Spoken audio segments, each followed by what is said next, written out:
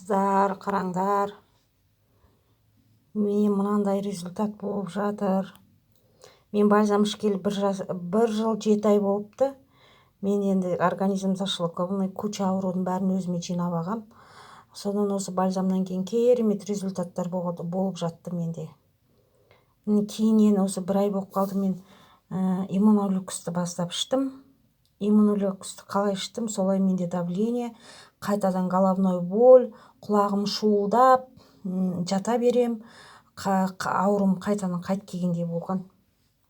Енді қараңдаршы, басында мен 1 каплядан ішкем, қатты ауыртты. Одан 10 күн солай іштім. 2-ші капляны бастағанда тағы да ауыртып, бірақ мен қайтсем де ішуім керек бұны деп обострение берсе де ішіп жүрдім. 3-ші капляға бастаған кезде менде тіптен қатты боль болды адский. Содан қайтадан 1 капляға түскем. Енді бүгін туалетке барсам, ұзын дегенде ұзын бірдеңе шығып жатыр. Шошып кеттім, өзім тартып жатырмын. Мынау қайта кішірейіп иректеліп қалғаны ғой.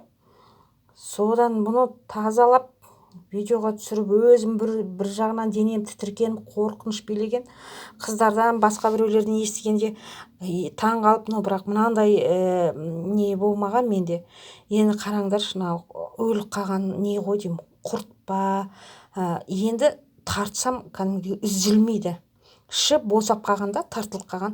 Мынау ішімді сол жаңағы паразит па, сол іште өлгенде, сол енді міне шығып жатыр, қыздар. Кошмар. Иммунолюксті көрдіңіздер ма, қандай күштілігі.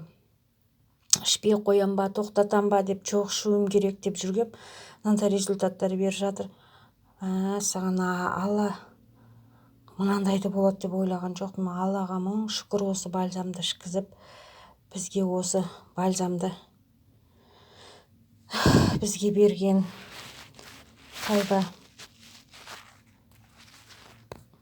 сұмдық, мынандайда не болады екен ғой результаттар.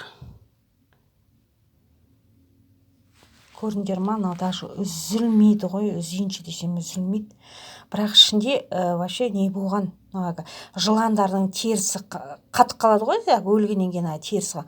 Мынау сол сияқты құрт әбден кеуіп қалған ғой, өліп. Енді қатты үзілмейді, жіп сияқты. Енді мен мынандай ұзын жіп жеген жоқ шығармын деп өзім ойлаймын.